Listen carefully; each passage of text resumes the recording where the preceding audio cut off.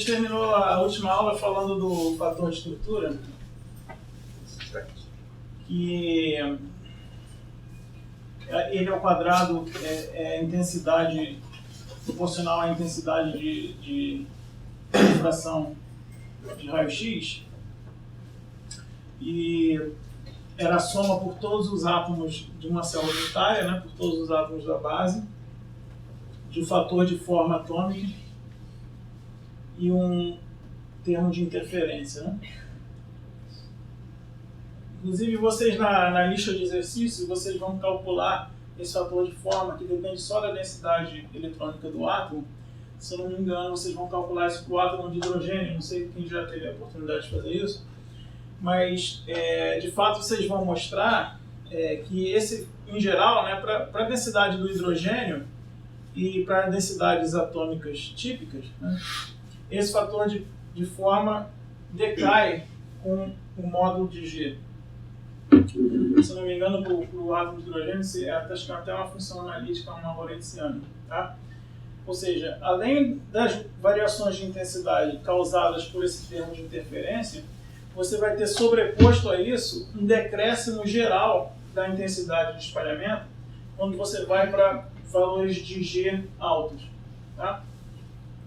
E se vocês lembram, a gente falou que os valores, os valores de G estavam ligados aos índices de Miller de um plano cristalino. Tá? Então a gente espera que, por exemplo, num espectro de difração de Bragg, como esse que vocês estão vendo aqui, que em geral a intensidade de espalhamento de raio-x vai decair quando os índices de Miller aumentam, né? Que é justamente o que vocês estão vendo aqui. Quer dizer, as intensidades mais altas são aquelas para índices de Miller baixo, que correspondem a vetores G de módulo pequeno, e as intensidades mais altas vão decaindo, e os índices de Miller mais altos, né, vão tendo cada vez mais intensidades menores. Tá? Que é esse efeito que você vê que vai surgir então desse termo do fator de estrutura. Tá bom? Vocês vão mostrar isso para o caso do átomo de hidrogênio, mas é uma coisa geral para todos os tipos de átomos. Tá, hoje a gente vai falar sobre o capítulo 5. Né? O capítulo 5 é o capítulo de elétrons insólidos.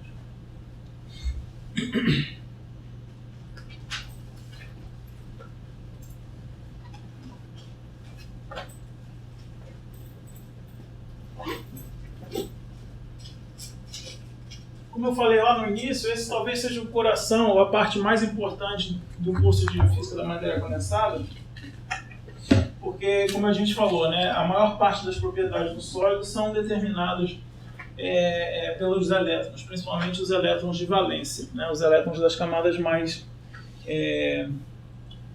externas. Tá? Então a gente vai começar a ver isso hoje, é um capítulo mais longo do curso, tem 6 aulas, depois a gente vai ver dinâmica de elétrons em sólidos, que também acho que são mais 3 aulas. E a gente vai, obviamente, fazer uma abordagem gradual. Né? O problema de elétrons em sólidos ele é muito complexo. Né? E a gente vai começar do modelo mais simples que existe para a descrição de elétrons em sólidos, que é o gás de elétrons livres. Tá? Então essa é a seção 5.1.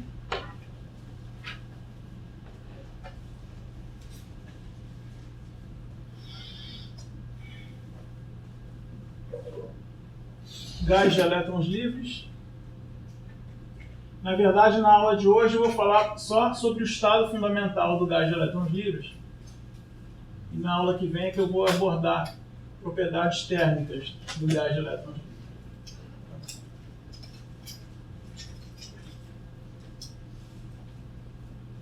Esse modelo do gás de elétrons livres também é conhecido como um modelo de Sommerfeld, né, porque foi desenvolvido pelo Arnold Sommerfeld lá em 1927. Né? E em que consiste esse modelo do gás de elétrons livres? O próprio nome já diz. Né? Ele é gás, significa que em analogia com o gás ideal, né, onde as moléculas não interagem, a gente vai propor aqui a aproximação de que os elétrons não interagem entre si. Tá? Então, por ser gás, é um modelo de partículas não interagentes, ou partículas independentes. Ou seja, é como se cada elétron se movesse independentemente dos outros elétrons do sistema, tá? Sem enxergar os outros elétrons do sistema. E o outro ingrediente é essa outra palavra, livres, né? Gás de elétrons livres significa que eles estão livres de qualquer potencial externo, tá? Ou seja, por exemplo, eles estão livres da influência dos núcleos, por exemplo. Tá? Então, livres significa, então, potencial externo igual a zero.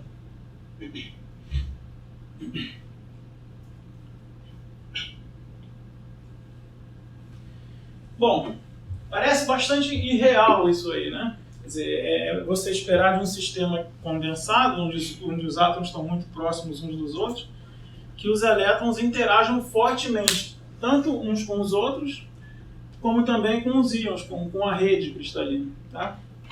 E de fato é um modelo bastante aproximado, mas surpreendentemente a gente vai usar alguns desses resultados do gás de elétrons livres para até comparar com sistemas reais. Né? Os sistemas que mais se aproximam do modelo de gás de elétrons livres são metais, em particular os metais alcalinos. Eu vou falar um pouco mais porque isso acontece, mas já adiantando, né, no que se refere ao fato do potencial externo ser fraco, né, isso em boa parte está associado à blindagem eletrostática que os próprios elétrons fazem ao redor do núcleo, né, fazendo então que o potencial efetivo para os elétrons nas regiões intersticiais, nas regiões entre os núcleos, seja muito fraco, né, e possa ser aproximado como uma constante ou zero. Tá?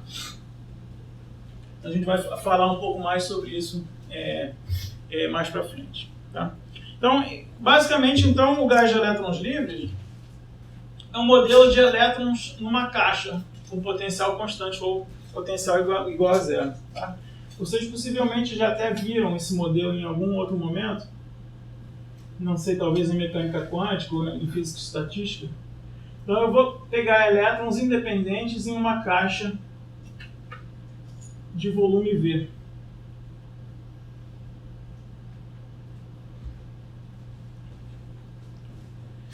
E se eu faço isso, eu tenho então N elétrons nessa caixa, mas como eles são independentes, eu posso resolver o problema de um elétron, né? Um problema de um elétron de cada vez.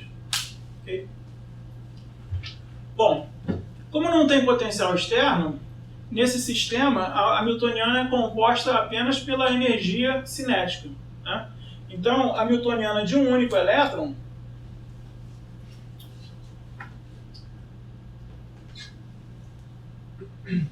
vai ser apenas o termo de energia cinética. Tá? Então, lembrando que eu estou falando um elétron. Né? Vou tratar cada elétron independentemente. Bom, e essa hamiltoniana de elétrons livres, essa certamente vocês já viram em mecânica quântica, vocês já sabem talvez as soluções, né, os autovalores e os autoestados dessa hamiltoniana. Tá? Então, relembrando para vocês, as soluções desse problema são ondas planas. Né? Cada onda plana vai estar associada a um vetor de onda k. Eu vou normalizar aqui de uma maneira que eu já vou explicar. 1 sobre a raiz do volume é elevado a I k escalar R. Tá? Com autoestados, com autovalores da energia, E de K, H cortado ao quadrado, K ao quadrado sobre 2N. Vocês viram isso já, né? Então, essas são soluções em 3 dimensões de um elétron livre, de um elétron com potencial V igual a zero. Tá ok? Beleza. Bom, a normalização que eu escolhi aqui, né, ela é tal que a probabilidade de encontrar esse elétron em qualquer ponto dessa caixa de volume V é igual a 1. Né?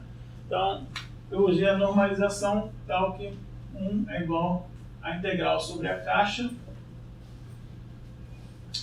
de dv módulo de psi quadrado igual a 1. Tá? Por isso daí que veio aquele 1 sobre raiz de v ali. Certo? Repara que o termo de onda plana faz com que o módulo de psi quadrado seja constante, igual a 1. Então a probabilidade de encontrar o elétron em qualquer ponto, de fato, é a mesma, é igual a uma constante. Integrada em toda a caixa é igual a 1. Ok? Beleza. Então esse é um problema já bem manjado, bem conhecido de vocês aí da física quântica.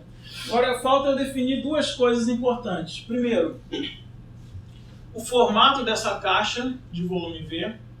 E segundo, as condições de contorno que eu vou impor nessa caixa. Tá? Eu espero que essas duas coisas não sejam determinantes para as propriedades que eu vou obter aqui. Tá? Eu espero que nem a forma da caixa, nem as condições de contorno sejam relevantes. Né? Até porque eu estou pensando lá no limite termodinâmico, né? No limite que V, o volume é muito grande comparado às distâncias interatômicas. Tá? Então eu vou fazer uma escolha que seja mais conveniente para mim, né? Do ponto de vista matemático. Tá? Bom, vocês poderiam pensar que a escolha mais física, correspondendo a um cristal real, talvez fosse colocar, não sei, uma caixa aqui, onde seria meu cristal, né? Que o elétron só pode existir ali, então colocar a minha função de onda psi aqui, diferente de zero, e impor uma condição de contorno rígida, psi igual a zero, fora da caixa. Tá? Talvez isso fosse o mais razoável, de fato, né? Comparado a um cristal real. Mas essa escolha não é a mais conveniente para a gente, porque isso vai me dar ondas estacionárias. Né? Sempre que eu imponho condições de contorno fixas, eu vou ter ondas estacionárias que, em várias situações, não é muito conveniente para eu descrever, por exemplo, processos de propagação do elétron nessa caixa. Tá? Então eu vou escolher uma outra condição de contorno, chamada... antes de falar condição de contorno, deixa eu voltar atrás. Primeiro eu vou escolher o formato da caixa. Tá? O formato da caixa, por simplicidade, eu vou escolher como cúbico, tá? Que é o formato mais simples que tem. Tá? Então eu vou pensar numa caixa cúbica de lado L, tá? De modo que V é igual a L ao cubo. Beleza. Agora as condições de contorno. Eu vou fazer o que a gente chama de... usar condições de contorno que a gente chama de condições de contorno periódicas. Também conhecidas como condições de contorno de Born-von Karman. Tá?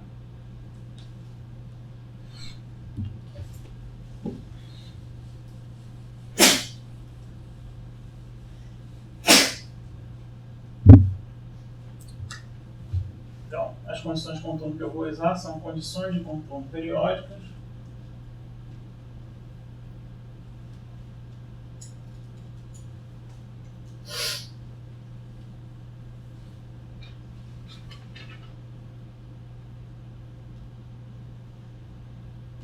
Também conhecidas como condições de contorno de Born von Karman.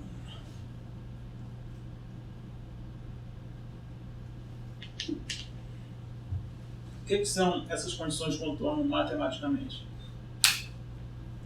Significa ligar a extremidade, por exemplo, direita dessa caixa à sua extremidade esquerda. Como se um elétron que saísse por aqui, ele entrasse de volta pelo outro lado. Tá? Matematicamente, mesma coisa de baixo para cima ou de frente para trás. Tá? Matematicamente, isso significa dizer que a minha função de onda, num certo ponto, vamos lá, vou chamar esse meu eixo de x, tá? Pegando só a coordenada x, a minha função de onda no ponto x vai ser igual à minha função de onda no ponto x mais L. onde L, mais uma vez, é o tamanho dessa caixa. Tá ok? Então, vou fazer isso agora nas 3 direções cartesianas, né? Então, matematicamente, essas condições de contorno periódicas significam essas 3 equações aqui. Psi de x mais L, y, z é igual a psi de x, y, z. Psi de x, y mais L, z é igual a psi de x, y, z. E psi de x, y, z mais L é igual a psi de x, y, z. Tá? Então, sempre que eu ando uma distância L em qualquer uma das 3 direções cartesianas, eu recupero a minha função de onda. Alguém já viu esse tipo de condição de contorno antes? Ou não? Acho que já, só não sei onde. Em algum momento você já deve ter visto alguma coisa parecida. Tá? Ok.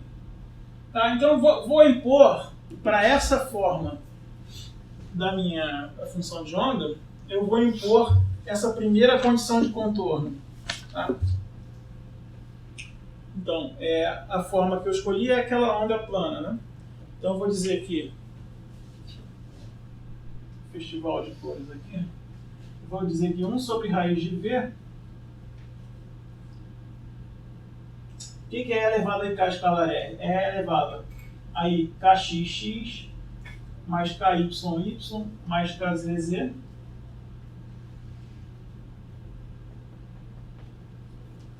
isso é igual à função de onda transladada em x, na direção x, por uma quantidade L. Então isso é igual a 1 sobre raiz de V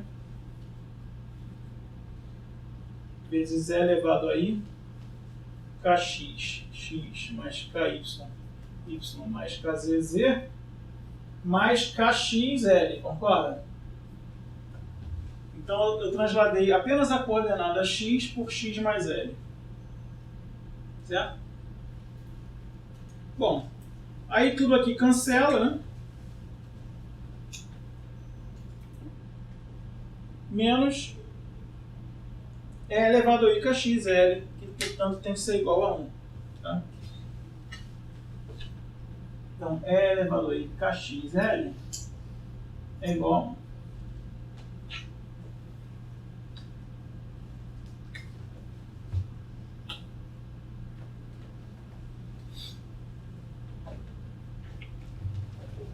Essa é uma relação de quantização para Kx. É uma relação, um vínculo que eu imponho a Kx, a componente x do vetor de onda K. Tá? Diz que ele não pode ser qualquer. Né? Diz que Kxl tem que ser 2π vezes um número inteiro, que eu vou chamar de nx. Tá? Então, como consequência disso, eu tenho que Kx é 2π nx sobre L. Onde eu estou tomando nx inteiro.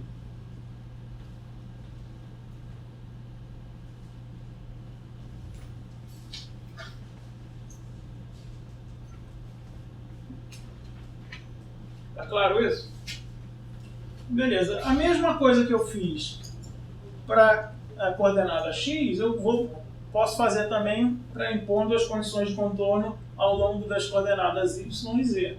E aí eu vou obter relações semelhantes a essa para o ky e para o kz também, certo? Então, da mesma forma que eu tenho kx é igual a 2π nx sobre L, com nx inteiro, é óbvio que eu também vou ter ky é igual a 2π ny sobre L, né? Ny também inteiro, e kz é 2π nz sobre L. Então aqui também ny e nz inteiros.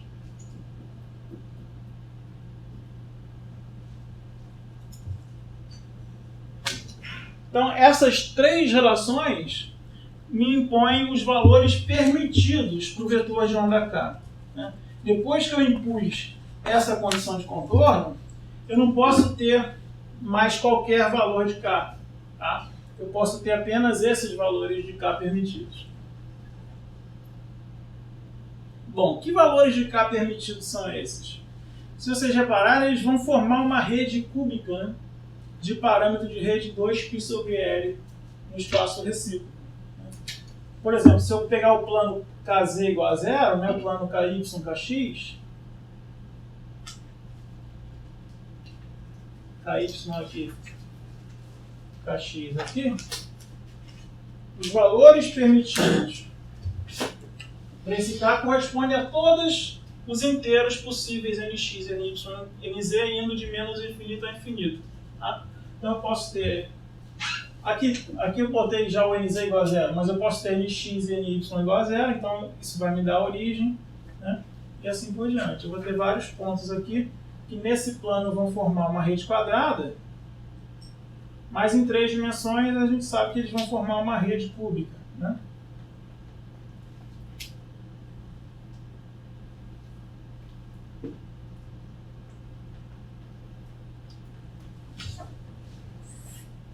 É uma rede cúbica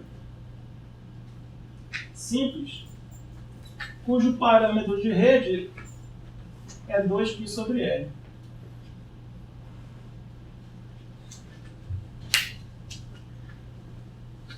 Tá, esses são os meus vetores de onda K permitidos para um gás de elétrons livre, né, com essas condições de contorno periódicas aqui. Bom, no momento, então, não confundam tudo que eu estou falando aqui com o que a gente viu de rede de Bravais e rede recíproca. Por enquanto, não tem nada disso aqui ainda. Por quê? Eu estou jogando a rede fora, não tem átomo, não tem nada. É uma caixa vazia, só cheia de elétrons. Tá? Então, apesar disso parecer uma rede de Bravais cúbica, de fato mas assim, a gente não chama de rede de Bravais cúbica porque não tem nada a ver com estrutura cristalina. Tá? É só um conjunto de pontos. Na verdade, parece uma rede recíproca, né? Porque é no espaço K. É só um conjunto de pontos organizados na forma de uma rede cúbica. Tá? E repara que o parâmetro de rede dessa rede aqui é 2π sobre L, onde L é como se fosse o tamanho, a largura da minha amostra, o tamanho da minha caixa. Ou seja, é uma coisa macroscópica, né? Uma coisa grande. Né? Na verdade, tudo que eu espero mais para frente é fazer L tender a infinito e tudo continuar dando certo. Ou seja, o espaçamento entre esses pontos é muito pequeno. Eles são muito densos no espaço K. Tá? É quase como se fosse um contínuo de pontos dessa forma. Tá? Então, isso aqui sendo 2π sobre L, eu fazendo L tender a infinito, é como se eu tivesse uma grade muito fininha e que, na prática, então, é como se quase todos os vetores de onda K fossem permitidos. Né? Essa granulação é um artifício matemático só que eu uso para resolver meu problema. Ok? Mas você pode, para todos os efeitos práticos, supor que eu tenho quase um contínuo de vetores de onda K permitidos. Tá? Tá claro isso, gente? Alguma dúvida? Beleza. Então, o volume... Uma quantidade que vai ser importante para a gente é o volume ocupado por cada ponto no espaço recíproco. Quanto é esse volume?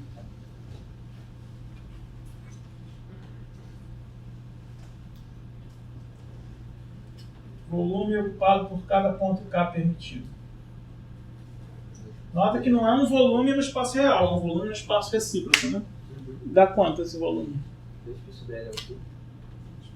2π ao cubo sobre L ao cubo. Né? Que é 2π ao cubo sobre V. Né?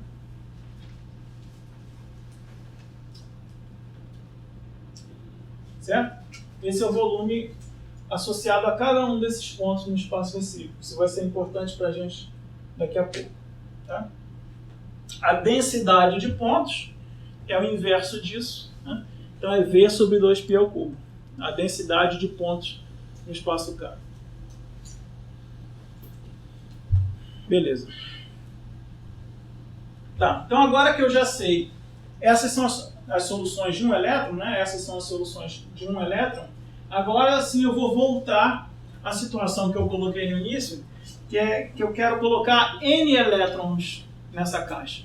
Mas como os elétrons não interagem uns com os outros, cada elétron vai ocupar os níveis de energia que eu calculei para um único elétron, né? Então, esses valores da hamiltoniana, para esses Ks, vão me fornecer os níveis de energia possíveis para um elétron e para todos os elétrons. Agora eu vou começar a ocupar esses níveis com N elétrons. Mas aí entra uma coisa crucial para a nossa conversa aqui, que é o princípio de exclusão de Pauli. Para achar o estado fundamental desse gás de elétrons, eu vou ocupar todos os níveis a partir do nível de mais baixa energia.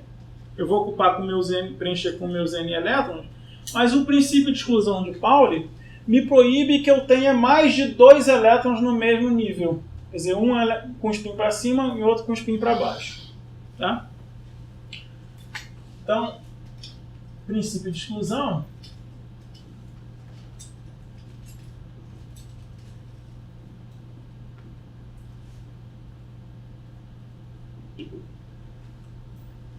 me diz que eu vou pegar esses níveis todos que eu calculei aqui, que é um conjunto muito denso de níveis, né? Porque são muito, os vetores de onda K são muito densos, mas a densidade deles no espaço K. Mas ele me diz que eu tenho que ocupar com 2 elétrons cada um deles.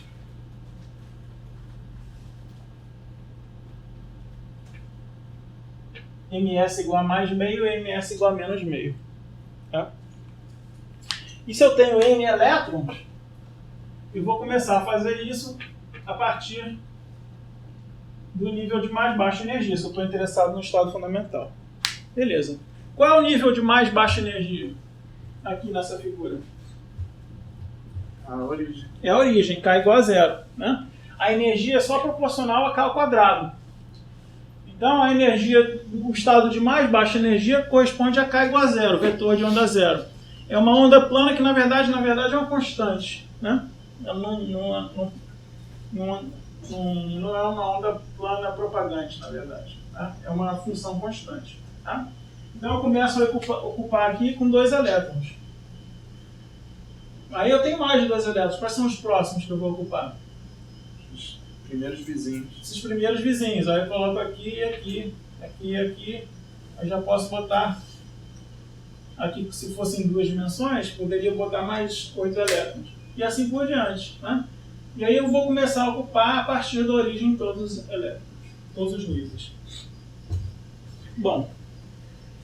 Agora, lembrando que agora isso aqui é um conjunto de pontos muito denso no espaço recíproco, depois que eu tiver um número muito grande de elétrons, N, o conjunto, a região do espaço recíproco que vai estar ocupada, vai se assemelhar ao quê? A uma esfera, concorda?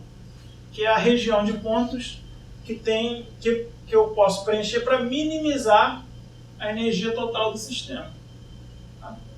Então, lembrando que isso aqui é um conjunto muito denso de pontos, e agora voltando para a situação que eu tenho em 3 dimensões, né? Kx, Ky, Kz. Depois que eu fizer isso tudo, né, eu vou estar ocupando, na verdade, os pontos de uma esfera. Essa esfera ela é conhecida como esfera de Fermi.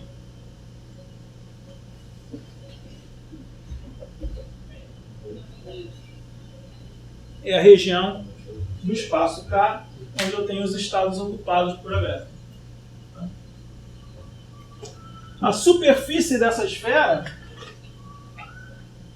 é chamada de superfície de Fermi.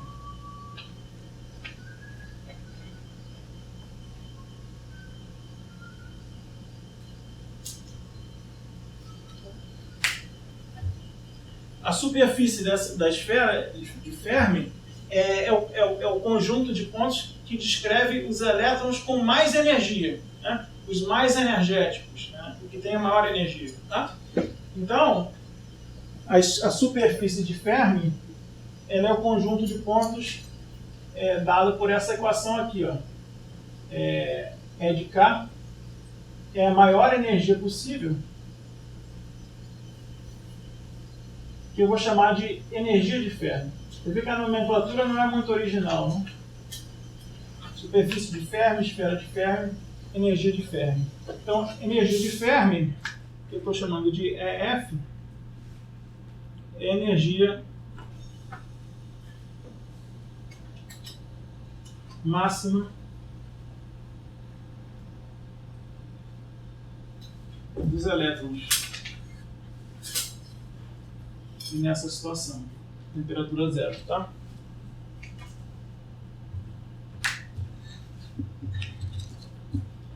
Bom, os elétrons que têm a energia de Fermi, todos eles têm um vetor de onda que tem um módulo chamado de, adivinha de quê? KF é o vetor de onda de Fermi. Então, FH cortado ao quadrado sobre 2m, KF ao quadrado, né? Porque é energia cinética. Então, KF é conhecido como o vetor de onda de Fermi.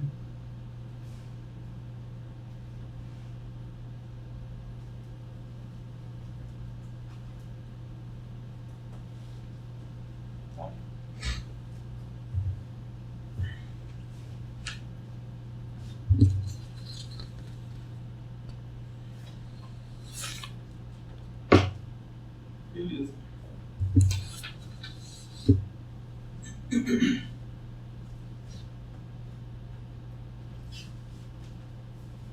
Bom, agora eu vou relacionar essas quantidades todas a grandezas do meu sistema, né? Em particular com a densidade de elétrons por unidade de volume. Como eu falei, o que eu espero que aconteça é que essas coisas dependam de quantidades intensivas, como a densidade, e não extensivas, como o volume ou o número de elétrons, né?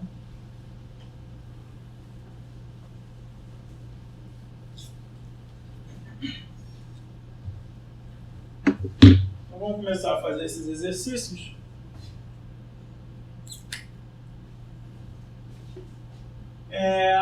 Eu posso escrever o número total de elétrons da seguinte forma. N. N vai ser... Bom,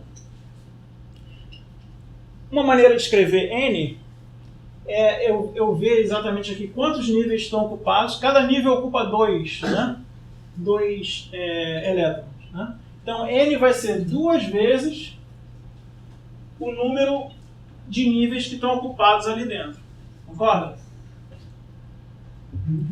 Agora eu vou calcular o número de níveis de uma forma um pouco... Oi, fala. Pode repetir 2 vezes, por quê? Porque cada nível tem 2 elétrons. Ah, tá. Tá? Então, é só contar o número de níveis, multiplicar por 2, eu tenho o número total de elétrons. Tá? Esse fator 2 é de spin. Tá? Eu vou calcular o número de níveis de uma maneira capciosa, que é a seguinte. O volume dessa esfera dividido pelo volume de cada K, que eu já calculei aqui, vocês me ajudaram. Tá? Então, N vai ser 2 vezes o volume da esfera, que é 4/3 de π K de Fermi ao cubo, dividido pelo volume ocupado por cada ponto K. Cada ponto K é um nível, né?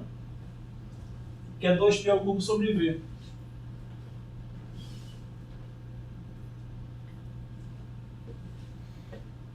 Certo? Tá claro isso? Conceitualmente? Tá? Aí o resto é álgebra, né? Então tem um fator de 8 aqui em cima, embaixo eu tenho 8 também, em cima sobra 1/3, aqui eu tenho 1 sobre V, pode ir para o outro lado, então vai ficar N sobre V é igual... N sobre V eu vou chamar da densidade N, né? Número de elétrons por unidade de volume. Então esse é N é igual a... Sobrou aqui 1/3, sobrou um π ao quadrado no denominador, né? E sobrou um KF ao cubo, né?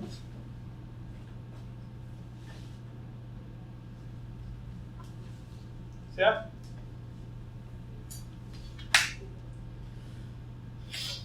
Então daí eu tiro a minha primeira relação. O vetor de onda de Fermi, ele depende da densidade da seguinte forma: 3π ao quadrado n elevado a 1/3. Tá? Então, conhecendo a densidade eletrônica de um certo metal, eu posso estimar o vetor de onda de Fermi.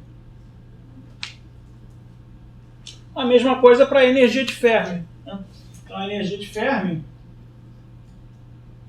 é isso aqui, né? H cortado ao quadrado sobre 2m vezes kF ao quadrado. Então, mesma coisa. Só vai depender da densidade. Dessa forma, 3π ao quadrado n elevado a 2/3.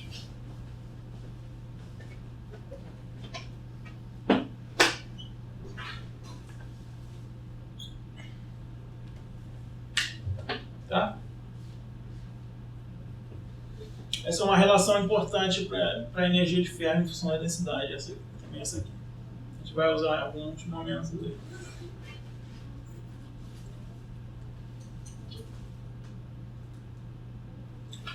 Só falta falar de algumas coisas de Fermi, que são as seguintes.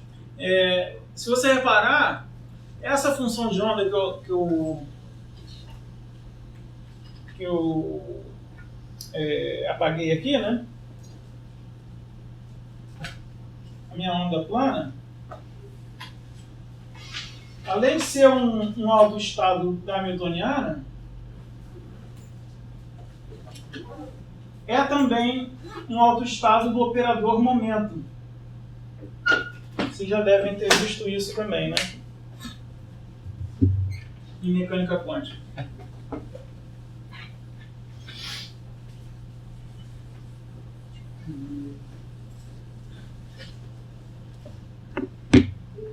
Então, isso aqui é autoestado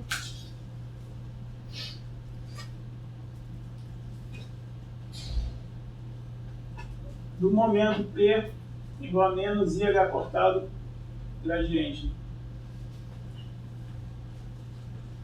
Qual é o alto valor? Qual é o alto valor do momento?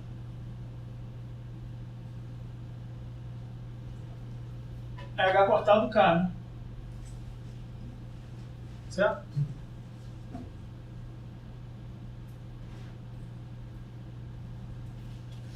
Pelo mesmo motivo, vai ser também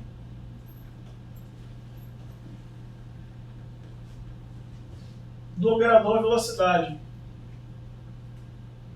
A onda plana também é a autofunção do operador velocidade, que é P sobre M, né? Operador momento dividido por M, com alto valor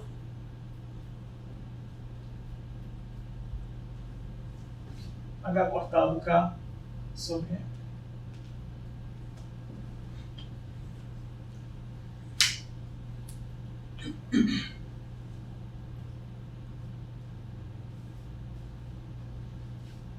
Isso é importante eu falar porque quando a gente for ver a influência do potencial cristalino, né, quando a gente sair do modelo de gás de elétrons livre, né, e olhar para modelos do elétron numa rede cristalina, isso não vai ser mais verdade. Eu vou voltar a esse ponto depois. Ok? Bom, então, considerando isso, tem mais duas definições que são o momento de Fermi, que é H cortado KF, que seria em módulo o maior valor do momento linear desses elétrons, e a velocidade de Fermi, VF, H cortado KF sobre M, onde M é a massa do elétron, é chamada velocidade de Fermi.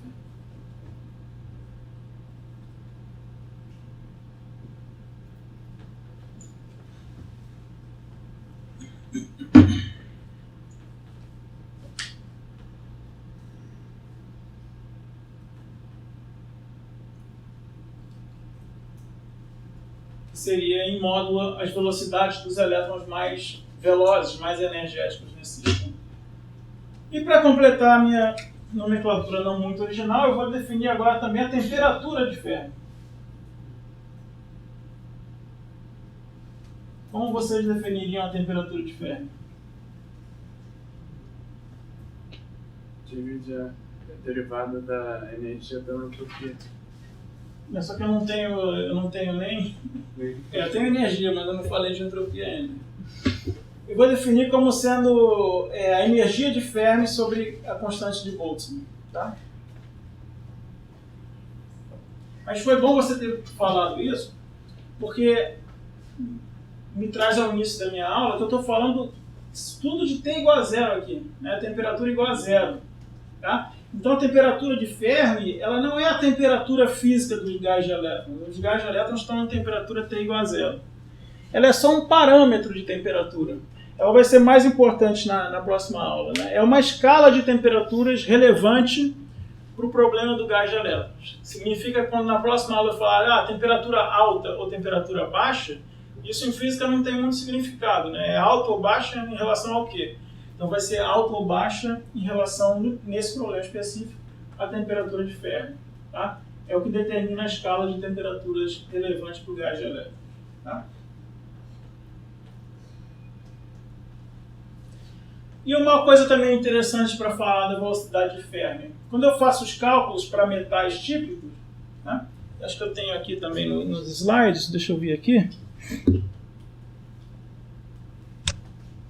Isso aqui é uma tabela que está no livro do Ashcroft, que tem todos esses parâmetros aqui para vários metais, tá?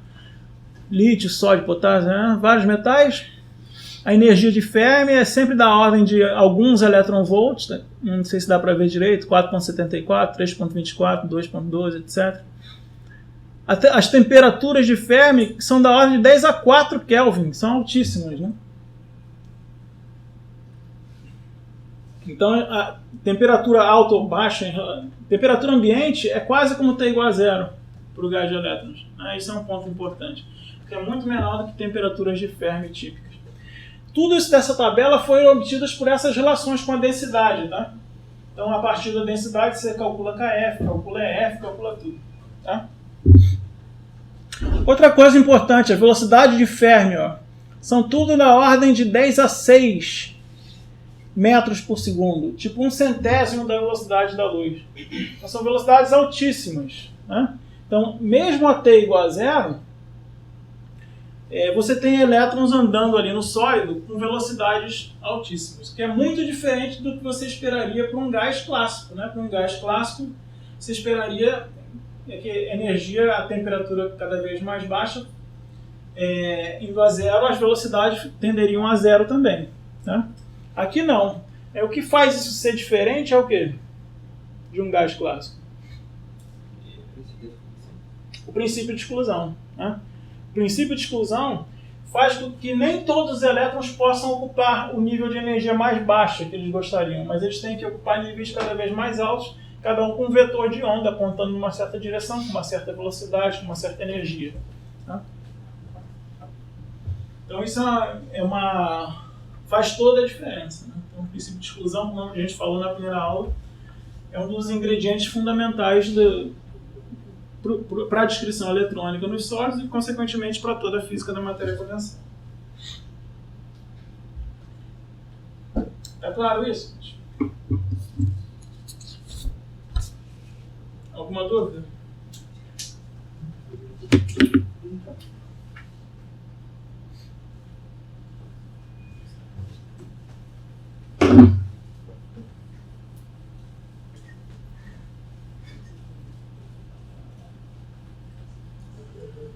Beleza. Bom, então beleza. Repara, eu calculei então essas energias e a energia máxima, mas uma coisa que é importante, que falta eu calcular aqui, é a energia total. Né? A energia somada por todos os elétrons do sistema. Na verdade, então, para calcular isso, eu vou precisar introduzir um outro tópico aqui, que é o que a gente faz quando a gente precisa calcular quantidades que são integrais na esfera. Meu Deus. O que a gente faz para calcular quantidades integrais? Quer dizer, soma por propriedades de um elétron para achar as propriedades do conjunto de todos os elétrons. Tá? Então, em muitas situações,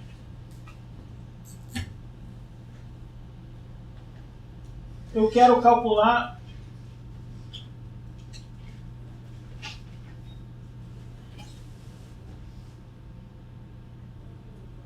somas pelos estados ocupados por elétrons.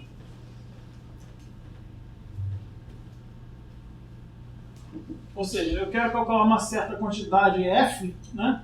Eu vou chamar a quantidade total F, que é o somatório por todos os casos ocupados, mas apenas aqueles com módulo menor do que KF. Tá? Isso me garante que eu estou somando apenas os elétrons, os estados ocupados, ou seja, apenas os elétrons que de fato existem no meu sistema. Tá? Então, soma por uma certa quantidade genérica F de K, que depende de K. Pode ser a energia, por exemplo. Tá? Bom. E claro, desculpa. Eu já vou botar aqui o fator 2 de spin, né?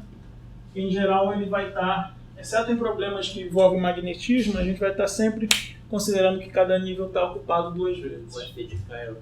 F de K é uma função genérica qualquer. Daqui a pouco eu vou dizer quais são as possíveis funções que eu vou ter interessado. Mas, por exemplo, pensa na energia. Né? Se eu quisesse calcular a energia total, eu teria que somar por todos os elétrons a energia de K de cada elétron. Tá, o F tot também é uma função genérica. F total, então é uma função genérica total. Tá? Beleza. Como a gente já viu que esse conjunto de níveis no espaço K forma um conjunto muito denso, né? É bem razoável a gente supor que a gente vai poder aproximar esse somatório por uma integral. Tá? Então a gente vai ver como é que faz isso. Tá? Então a maneira de se fazer isso, vocês já devem ter visto em algum momento. Né? Isso vai ser igual ao fator de 2. E eu quero agora integrar no espaço K. Tá? Então, eu vou integrar em D3K. Mais uma vez, mantendo a minha restrição de que o módulo de K é menor do que KF. A minha função F de K, que pode ser definida no contínuo também. Agora, o que falta aí para uma coisa ser igual a outra? Incluir o volume da caixazinha. Exatamente. Tá? Então, eu tenho que dividir pelo volume ou multiplicar pela densidade, que dá no mesmo. Então, até para ficar dimensionalmente correto, eu tenho que adicionar esse termo aqui, que é a densidade de pontos no espaço K. Certo? Senão eu teria uma coisa aqui que tem unidade de F, e aqui eu teria uma coisa, se eu não incluísse isso, eu teria uma coisa que teria unidade de F vezes volume no espaço K, quer dizer, é inverso de volume no espaço real. Para corrigir isso, eu tenho que ter esse termo aqui. Tá? Quer dizer, não é para corrigir isso, é isso aí. Isso é uma maneira de ver que eu tenho que colocar alguma coisa aqui, que é a densidade de pontos. Tá? Quando eu faço essa passagem do discreto para o contínuo. Tá claro? Então isso a gente vai usar a todo momento. Tá? Várias vezes no curso. Sempre que eu tiver um somatório de qualquer coisa no espaço recíproco, eu vou muitas vezes transformar isso. E a maneira de transformar é botar esse fator V sobre 2P ao cubo, a integral dessa mesma coisa no espaço recíproco. Tá? Tá claro? Beleza. Então vamos fazer aplicações disso aí.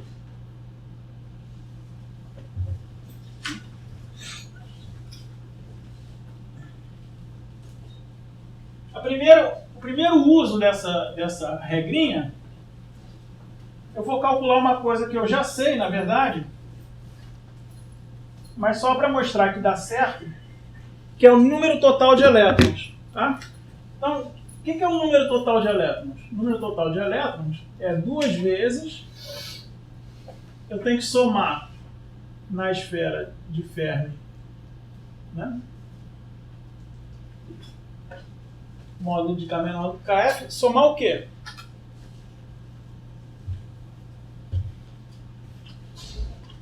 O que eu tenho que somar ali para dar um número total de elétrons? O volume das... Não, só estou contando o número de elétrons. É 2 vezes o número de níveis, eu tenho que somar 1. Para cada K eu conto um nível. Certo? Tá claro? Então, pela nossa regrinha, isso é 2 vezes. Agora, V sobre 2π ao cubo. A integral de D3K na esfera de Fermi de nada, de 1.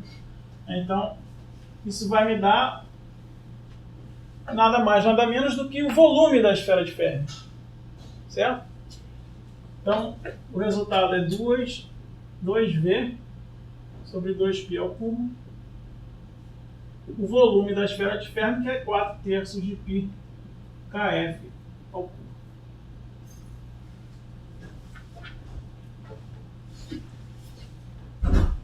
Que é exatamente essa relação que eu já tinha mostrado para vocês. Eu cheguei exatamente no mesmo lugar aqui. Tá? Exatamente a mesma relação.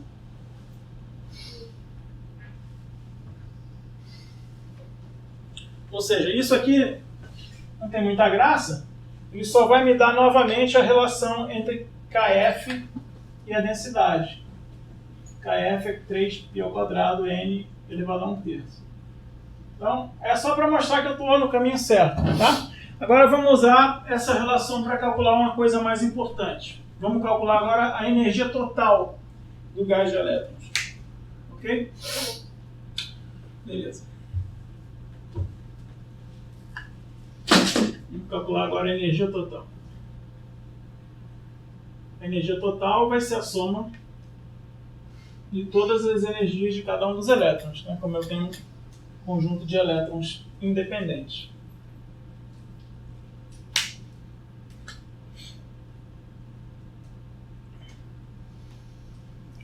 Bom, eu já vou escrever na forma de integral agora, tá? A energia total que eu vou chamar de E vai ser o quê? 2 vezes a soma para todos os K menores de KF de K, da energia de cada elétron, que eu vou escrever como V sobre 2π ao cubo, a integral na esfera de Fermi, K menor do que KF, de D3K, 2K.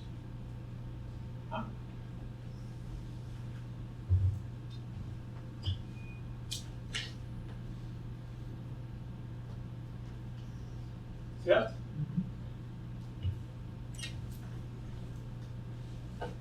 Beleza, agora eu dei sorte, né? Porque o meu E de K tem simetria esférica, né? H cortado por K quadrado sobre 2m.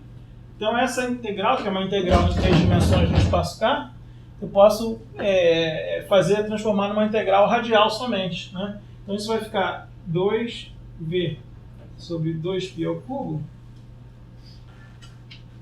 uma integral de 0 até KF de 4π K2 dk, né? Vezes H cortado ao quadrado K ao quadrado sobre 2m. Botei o dk aqui no fim.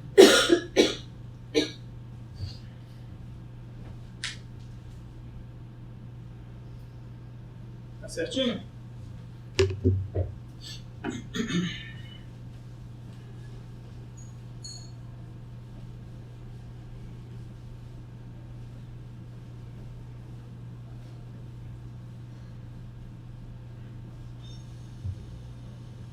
Vamos começar a cancelar as coisas aí. 2 vezes 4, 8. Tem um 8 aqui embaixo, cancela, então vai ficar V sobre π ao quadrado, né? Então isso é V sobre π ao quadrado. Aqui vai ficar o H cortado ao quadrado sobre 2m. E aqui vai ficar simplesmente a integral de 0 a KF de K elevado à quarta dk. Que é igual a KF elevado à quinta sobre 5. Certo? Então isso é igual a V sobre π ao quadrado, H cortado ao quadrado sobre 2m, KF a quinta sobre 5. Tá. Então essa é a energia total. Eu vou escrever de uma forma que é mais conhecida,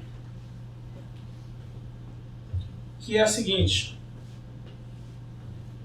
Bom, o resultado é esse, tá? Tá certinho esse resultado, mas eu vou reescrever de uma outra forma. Eu vou usar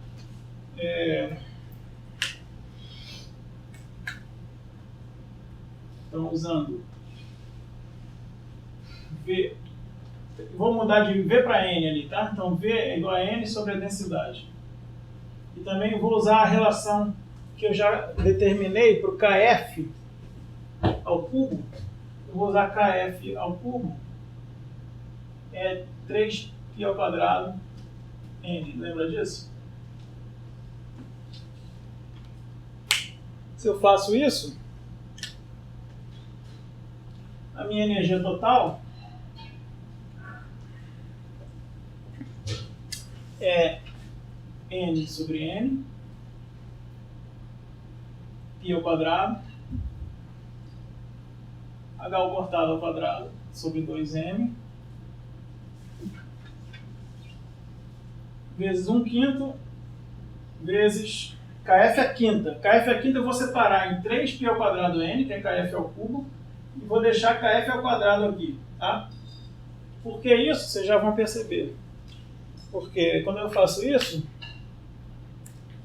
quase tudo milagrosamente se cancela, e eu tenho N cancela com N, π ao quadrado cancela, e eu tenho simplesmente que é igual a Nzão vezes 3/5 de uma coisa que é H cortado ao quadrado, KF ao quadrado sobre 2m, que é igual ao quê? A energia de cada... É a energia de Fermi, né? Está associada ao KF, é a máxima energia possível. Tá? Então isso aqui é o meu EF, minha energia de Fermi.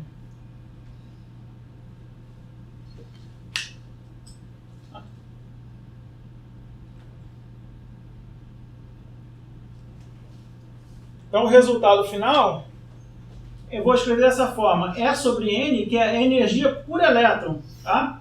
Que a energia é uma quantidade extensiva, quanto mais elétrons, mais energia eu tenho. Mas uma coisa intensiva que eu posso obter a partir disso é a energia por elétron, energia média por elétron, ou seja, a energia total dividido pelo número de elétrons.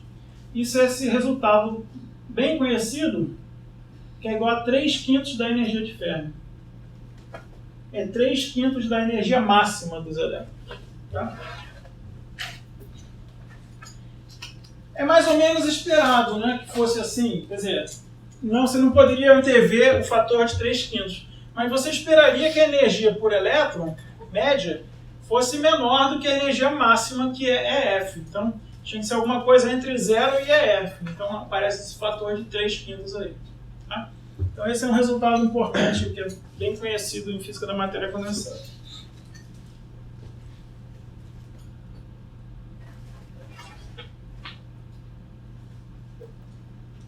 Mais uma vez, é instrutivo comparar isso aí com o que você esperaria de um gás ideal clássico. Num gás ideal clássico, para temperatura zero, a energia vai a zero. Aqui não. Eu tenho energias que são altíssimas. Né? Quer dizer, a energia por elétron é da ordem de EF, que é aquela energia que eu falei que é da ordem de alguns eletronvolts. Tá? E mais uma vez, isso é uma consequência do princípio de exclusão de Pauli. Bom, o que eu posso mais calcular que eu possa talvez comparar com o experimento? Né? Vamos calcular agora a pressão e o módulo de Boole, que foi uma coisa que a gente aprendeu a calcular lá no primeiro capítulo. E vamos pensar então como é que é a compressibilidade desse gás de elétrons, né? E a pressão que ele exerce na parede das caixas. Tá? Bom, pressão.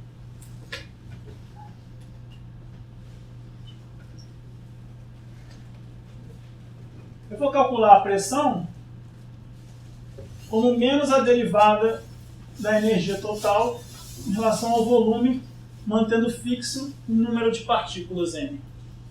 Tá?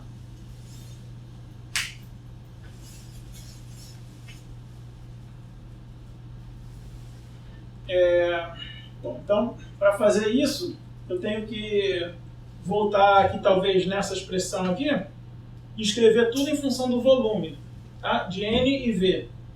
Tá ok? Então, vamos lá. Então, é igual a 3/5 de N vezes a energia de Fermi, que é H cortado ao quadrado sobre 2N, Kf ao quadrado. Kf ao quadrado é 3π ao quadrado, Nzinho, que é Nzão sobre V, elevado a 2/3. Tá? Então, eu tirei densidade do meu problema para escrever tudo explicitamente em função de Nzão e de Vzão, do número de elétrons e do volume, para poder tomar essa derivada aqui. Certo?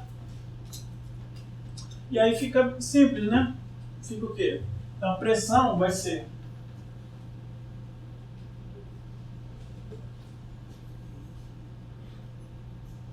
menos dEdV. Então menos, tudo isso é constante, 3/5 de M, H cortado sobre 2M, a 3π ao quadrado, N elevado a 2/3. E eu só tenho que tomar a derivada de V elevado a menos 2/3, certo? Que é menos 2/3 vezes V elevado a menos 5/3, concorda?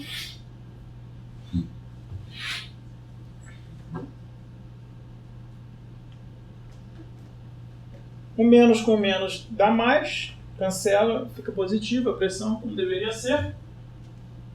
Se você reparar, a única coisa que apareceu aí é a própria energia com um fator de 2/3, concorda? Sobre V. Tá? Então isso é 2/3 da energia total sobre o volume total.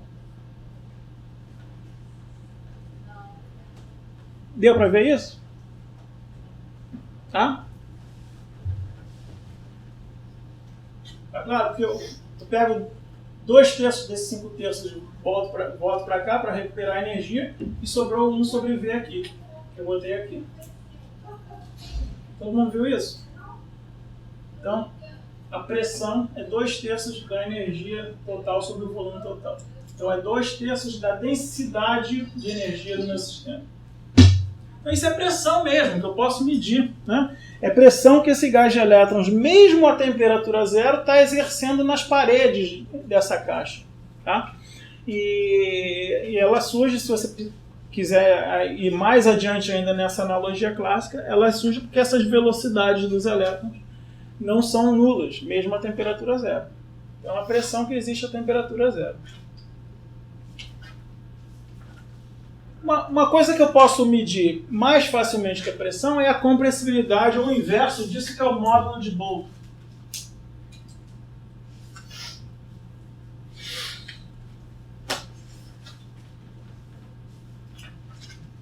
Se vocês lembram do nosso primeiro capítulo, o módulo de Boole, V, é mais uma derivada em relação ao volume, né? É menos V dP dV.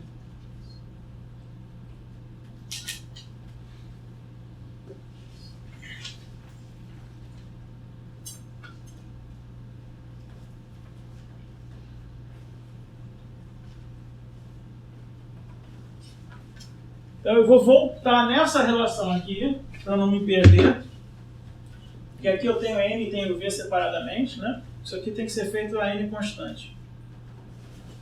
E vou fazer a derivada de novo. Tá? Mas vocês já sabem fazer derivada, então eu não vou fazer essa álgebra para vocês. Né? Mas já dá para perceber que vai dar, mais uma vez, um fator de 5/3 que vai descer dessa derivada aqui. Deixa eu ver o resultado certinho aqui. É 5/3 de P.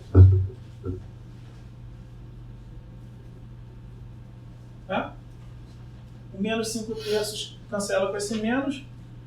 O fator extra de V que tem no denominador vai cancelar com esse V aqui.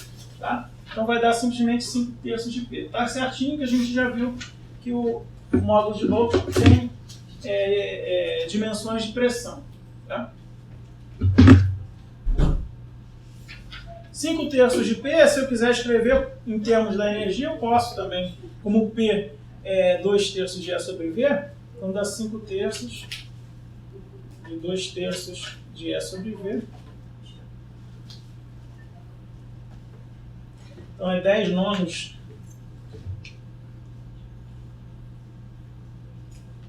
de E sobre V. E eu posso escrever isso também em termos da energia de Fermi, que é uma coisa também usual. Né? A energia é 3/5 de N vezes a energia de Fermi. Então isso é 10/9 de 1 sobre V vezes 3/5 de N energia de Fermi. Tá? Então isso dá o quê? 2/3, né? 2/3 de N sobre V, que é a densidade, Nzinho, vezes a energia de Fermi. Essa é uma expressão conhecida por módulo de Boole de um gás de elétrons livres. Tá? 2/3 da densidade vezes a energia de Fermi. É uma previsão do modelo. Tá? Aí eu posso, claro, é difícil realizar um gás de elétrons livres numa caixa, mas eu posso ver se isso funciona para alguns metais. Né? Sem muita esperança, né? Porque isso aí é um modelo muito cru, né? Muito simples, simplista, né? Do que acontece no metal. Mas vamos assim, só por diversão, vamos ver como é que isso se compara. Eu conheço a densidade eletrônica dos diversos metais, tá ali, eu conheço a energia de Fermi, o resultado é o que está nessa tabela aqui, que também está no livro do Ashcroft. Módulo de Boole, nessas unidades esquisitas, a previsão do modelo de elétron livre e o valor medido. 23, 11, 9, 6, 3, 2, 2, 1. Quer dizer, está na ordem de grandeza, tá? Não é perfeito, como não se esperava, mas tem até alguns acordos fortuitos aqui muito próximos, né? Mas está acompanhando alguma tendência aí.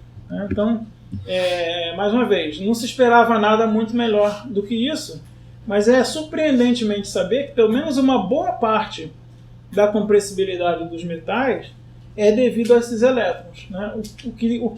O que resta aqui, que não que é diferente do gás de elétrons livres em relação ao valor real, são outros efeitos, são efeitos da rede, né? Principalmente, né? E dos núcleos. Mas você vê que uma boa parte, a ordem de grandeza da compressibilidade dos metais é surpreendentemente bem descrita por um gás de elétrons livre. Tá? Tá claro isso, gente? Que horas são? Então, meu relógio não parou. 2h25. 2h25. Alguma dúvida? Beleza. Bom, eu vou agora... Oi, fala. Tem uma dúvida. Se a gente tivesse usado aquelas condições de contorno rígido, a gente ia ter ondas estacionárias, certo? Mas essas ondas também são ajustadas pelo operador de velocidade. São. Aí quando você mudou... Só com velocidade igual a zero, se elas forem estacionárias, porque são combinações lineares de E elevado a mais IKR e menos IKR, entendeu? A onda estacionária não tem momento. Mas seriam autofunções da energia com os mesmos autovalores, tá? Mas assim, esses resultados eu acho que não iriam mudar muito. Mas é só mais conveniente usar condições de contorno periódicas. Bom, eu vou voltar a essa questão que é muito importante para a gente durante o curso, ou seja, de obter quantidades integradas, né, dentro de uma esfera de Fermi, de uma certa quantidade que eu conheço para cada elétron. Só que agora eu vou por um outro caminho, porque em algumas vezes, algumas situações, essa grandeza f, que pode ser uma grandeza qualquer, ela é mais facilmente escrita não como uma função de k, do vetor de onda k, mas como uma função da energia, E de k. Tá? Então eu volto a esse problema, cálculo de somas pelos estados ocupados, mas em alguns casos eu conheço de uma forma mais simples a função f, não como uma função de k, mas como uma função da energia, que eu sei que é uma função de k, né? Mas eu conheço de uma forma mais simples como função da energia. Tá? Bom, quando isso acontece, é conveniente eu escrever a minha função total não como uma integral em 3 dimensões no espaço k, mas como uma integral na energia. Tá? Eu vou querer escrever isso aqui da seguinte forma: dE, f de E. Só que não é tão simples assim, né? Porque agora eu estou integrando. No fundo eu teria uma integral em k. Eu estou transformando numa integral da energia, eu tenho que adicionar uma outra quantidade aqui que é chamada a densidade de estados D de E, que me diz, para uma dada faixa de energia, quantos estados K tem ali dentro. Entendeu? Com isso, sabendo essa quantidade, aí essa integral fica idêntica à integral da energia. Tem o fator 2 aí também?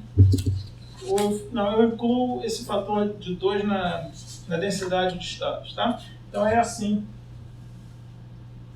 mesmo essa expressão. Tá? Então, D de E é uma quantidade também conhecida, que a gente vai ver algumas vezes, é chamada densidade de estados.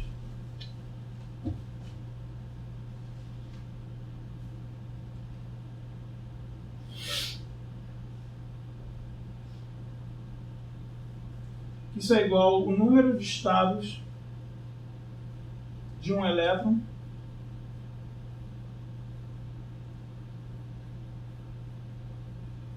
com energia entre E e E mais dE. Tá? Essa é a definição da densidade de estados.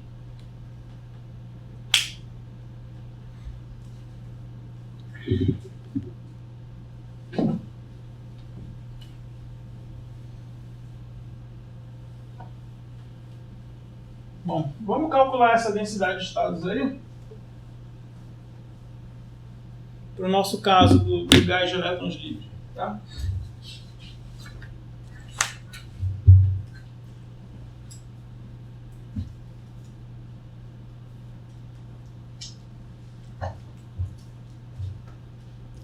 Eu vou calcular essa densidade de estados a partir do cálculo que eu fiz há pouco tempo atrás, que eu apaguei aqui, do número de elétrons como função da energia de Fermi. Né? Vocês podem recuperar isso aí no caderno de vocês. Né? A gente vai ver, a gente viu aí que o número de elétrons é V sobre 3π ao quadrado.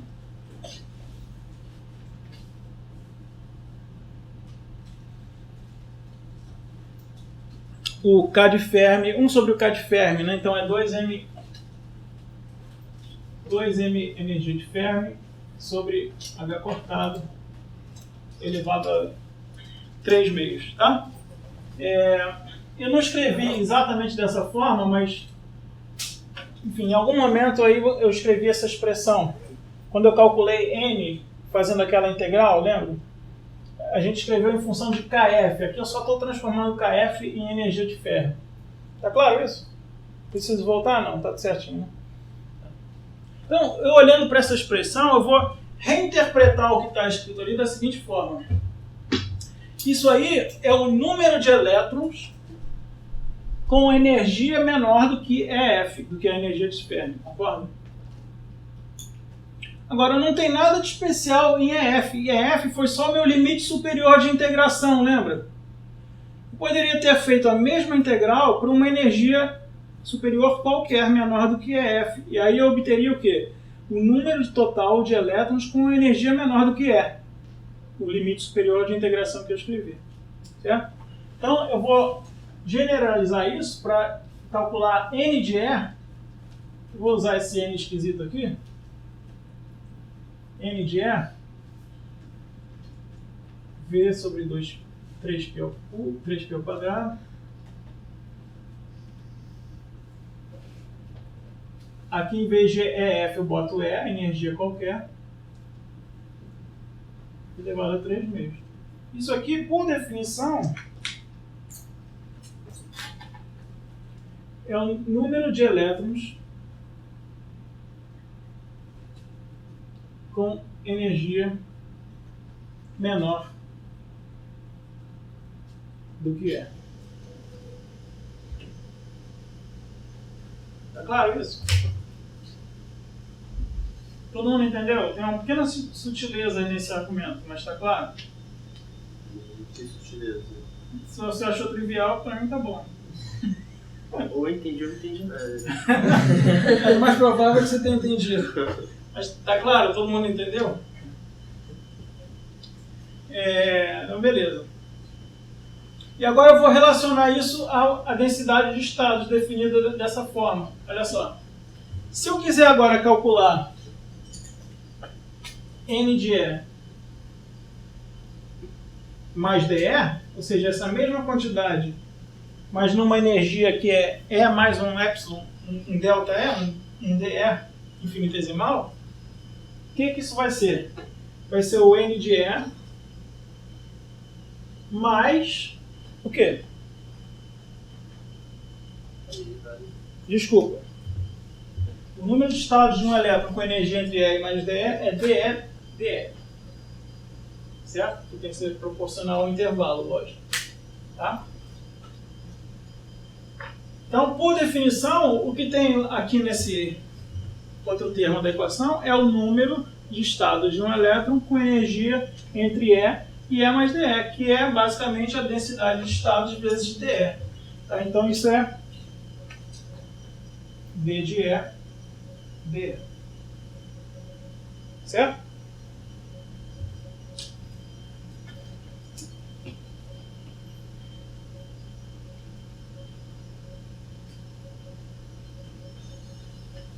Isso está parecendo a definição da derivada, né?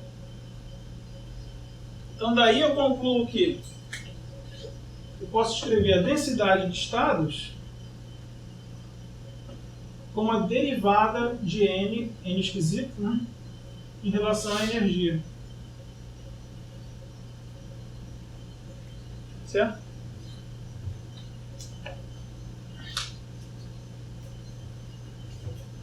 Então esse é o caminho para obter a densidade de estados. Né? Para obter a densidade de estados, não só para o gás de elétrons livres, mas em geral para qualquer outro sistema, eu primeiro obtenho essa outra quantidade aqui. O número de estados eletrônicos de um elétron com energia menor do que uma certa energia genérica.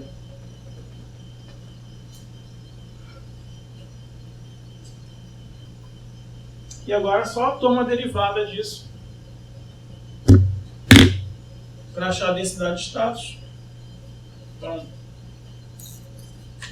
DE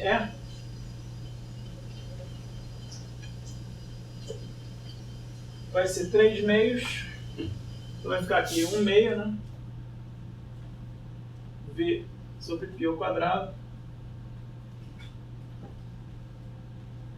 2m sobre h cortado ao quadrado. É elevado a 1 meio. Raio de m.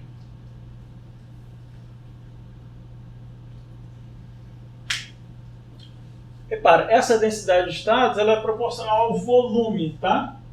Na maioria das vezes, a gente divide pelo volume para achar a densidade de estados eletrônicos por unidade de volume, tá?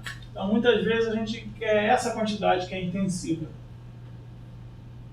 Ele vai ficar 1 sobre 2π ao quadrado, 2m sobre h cortado ao quadrado, raiz quadrada disso. Então, essa aqui é a densidade de estados por unidade de volume. A gente usa DOS, tá, em inglês, Density of States, por unidade de volume.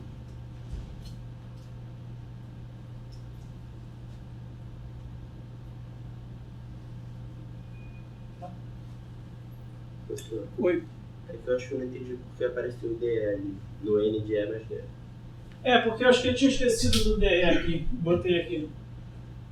O número, a densidade de estados, o número de estados. Tá. Não, DE é a densidade de estados, desculpa. Tá tudo errado. Não precisa cortar, não, estou corrigindo aqui. DE é a densidade de estados.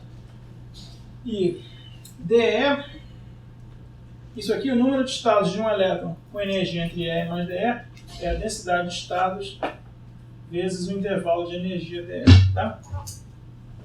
Então é por isso que isso aqui tem que entrar aqui. Ok? Certo? Porque o número de estados tem que depender dessa largura do intervalo, né? Então, se eu multiplico isso por 2, imagino que com uma dada densidade ali em torno dessa região, o número de estados multiplica por 2. Né? Então, por isso que eu tenho que ter isso nessa definição. A densidade de estados é dE. Mas o número de estados de um elétron com energia entre E e E mais dE é D de E, D.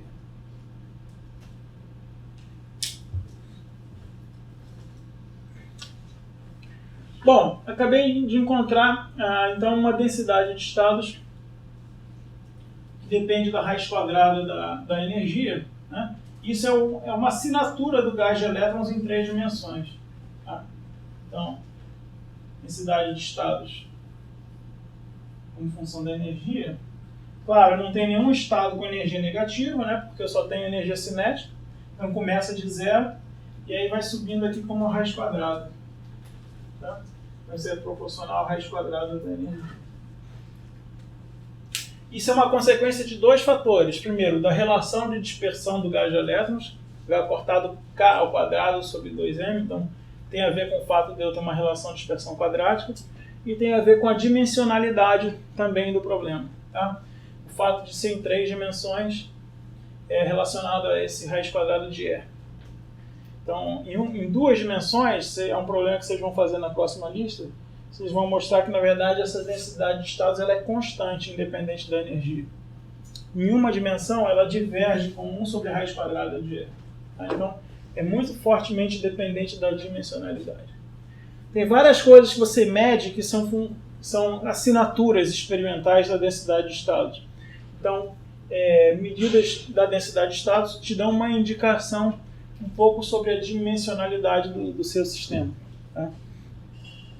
Parece óbvio, né? Eu sei qual é o sistema, se é 3D ou 2D, mas nem sempre é tão óbvio assim. Às vezes um sistema tridimensional ele tem aspectos de sistemas bidimensionais ou unidimensionais. Às vezes eles são formados por planos que praticamente não interagem uns com os outros, então você vai ver assinaturas de sistemas bidimensionais na sua densidade de estados.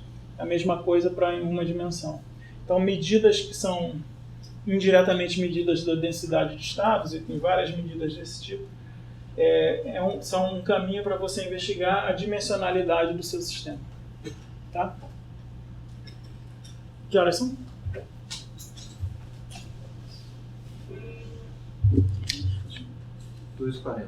Eu vou parar então hoje por aqui. Eu ia dar um exemplo. Vocês vão fazer na lista o caso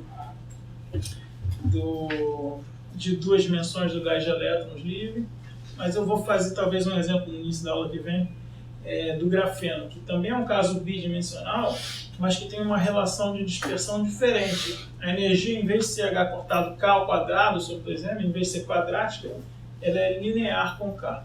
E a gente vai ver que isso vai dar uma densidade de estados diferente. Tá? Vamos deixar isso para a próxima aula, então a gente se vê na quarta.